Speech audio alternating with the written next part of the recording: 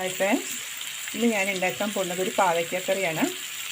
അപ്പോൾ എൻ്റെ ഹസ്ബൻഡിന് മോനൊന്നും പാവയ്ക്ക ഇഷ്ടമല്ല. പക്ഷേ ഇങ്ങനെ ഉണ്ടാക്കി കൊടുത്തപ്പോൾ അവർ രണ്ടുപേരും കൂട്ടി അവർക്ക് ഇഷ്ടമായി എന്ന് പറഞ്ഞു. അപ്പോൾ ഞാൻ ഇന്ന് വീണ്ടും അത് ഉണ്ടാക്കാൻ പോവാണ്. അതിനുവേണ്ടി ഞാൻ വെള്ള പാവയ്ക്കായിട്ടോ എനിക്ക് കിട്ടിയത്. ആ പാവയ്ക്ക ചെറുതായിട്ട് അരിഞ്ഞു. ഒരു കഷ്ണം ഇഞ്ചി, ഒരു സവാളയുടെ പകുതി കറിവേപ്പില ഇട്ടിട്ട് ഞാൻ നന്നായിട്ടൊന്ന് വഴറ്റിയെടുത്തു. പിന്നെ ഞാൻ ഒരു മുറി തേങ്ങ എടുത്തു. അതിലേക്ക് ഒരു 2 സ്പൂൺ പച്ചമല്ലി ഇട്ടു, കുറച്ച് മഞ്ഞൾപ്പൊടി, ഒരു ചെറിയൊരു കഷ്ണം ഇഞ്ചി ഇട്ടു. എന്നിട്ടിത് നന്നായി ഈ കളർ പോലെ വറുത്തെടുത്തു.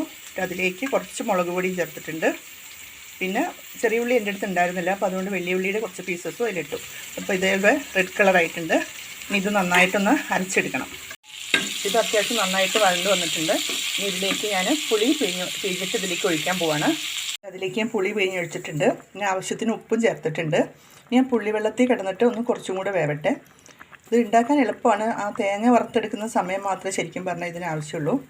നല്ല ടേസ്റ്റുമാണ്. പിന്നെ ഇത് നന്നായിട്ടൊന്ന് വെന്ത് കഴിയുമ്പോൾ പുളിയൊക്കെ കഷ്ണത്തിൽ നന്നായി പിടിച്ചിട്ടുണ്ടാവും.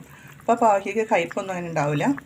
ഇനി നമുക്ക് തേങ്ങ അരച്ചത് ഇതിലേക്ക് ചേർത്ത് കൊടുക്കണം. ഞാൻ തേങ്ങ അരച്ചെടുത്തതാണ് വറുത്ത് വെച്ചത്. അരച്ചെടുത്ത തേങ്ങ ഇതിലേക്ക് ചേർത്തു. ആവശ്യത്തിന് ഉപ്പും ചേർത്തു, കുറച്ച് വെള്ളം കൂടെ ചേർത്തു.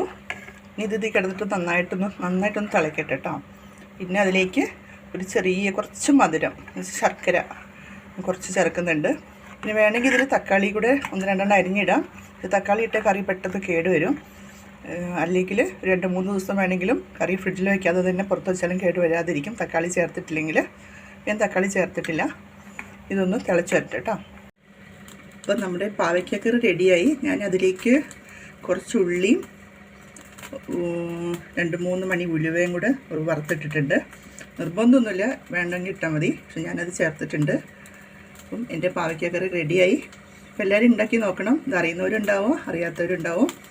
എൻ്റെ വീഡിയോ ഇഷ്ടമായാൽ ലൈക്ക് ചെയ്യാനും ഷെയർ ചെയ്യാനും, ആദ്യമായി കാണുന്ന കൂട്ടുകാരാണെങ്കിൽ സബ് ചെയ്യാനും മറക്കരുത്.